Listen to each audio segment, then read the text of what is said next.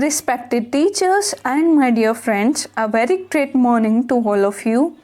Myself Simran, the student of 11th Science Standard. Today I am here in front of you for mastering the concept, and my topic for mastering the concept is thermodynamics. At first, I need to tell you that we are going to understand thermodynamics from the chemistry part. So chemistry is that branch of science which deals with the study of chemical and chemical compounds. Now let us return to our topic, which is thermodynamics. Here thermodynamics is made up of two words, thermo and dynamics.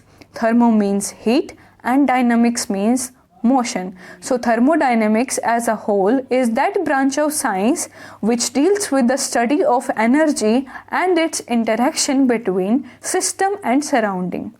Here we have two important words which we need to understand, that are system and surrounding. Now I would make you understand about system and surrounding with the help of an example. Suppose I am focusing on this square part of my screen. Then this would be system for me, and everything except this system, around this system, would be surrounding for me. If I would constitute both the system and surrounding, it would form universe, and that line that separates the system and surrounding is known as boundary. So system is that part of universe which we are focusing on, means the part of universe on which our attention is focused, that is system, and everything except the system is known as surrounding. Now our system is of three types: open system, closed system and isolated system. Now let us take an example. Suppose I am having a cup of tea with me, and if I would keep it in an open area without closing it with the help of a lid, then both the mass and heat can transfer through it. Now that would be an open system for me.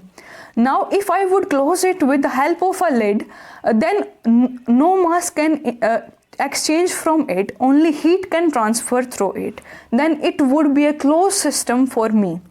Now if I would keep my tea in a thermos bottle, we know that thermos bottle is specialized to keep everything hot, so heat cannot transfer through it. Now mass and heat both cannot transfer through the system. That system is known as isolated system. Now let us discuss their technical definitions. So if I would define open system, then open system is that system in which both the mass and energy interaction can take place. Closed system is that system in which only the energy interaction takes place, but there is no mass interaction. And lastly, isolated system, the system which is thermally isolated from its surrounding, means there is no exchange of heat and mass takes place. Now let us come to our very important topic, that is thermodynamic process. If I would make you understand thermodynamic process in a very simple words, then I would say when the system moves from one state to another state, that process, that whole procedure is known as thermodynamics process. So when the system undergoes changes from one thermodynamic process to the another, then the whole procedure is known as thermodynamics process. Thermodynamics process is of 7 types, that are isothermal process, isobaric process, isochoric process, adiabatic process, cyclic process, reversible and irreversible processes. Now let us discuss all of them one by one. So first one is isothermal process. Iso means same and thermal means temperature. So we can say that the process in which our temperature remains the same, means the temperature remains constant, is known as isothermal process.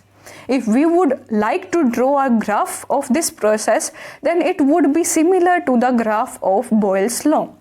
Next one is isobaric process. Iso means same and bar is the unit of pressure. So bar basically means here pressure, means the process in which the pressure remains the same, the pressure remains the constant.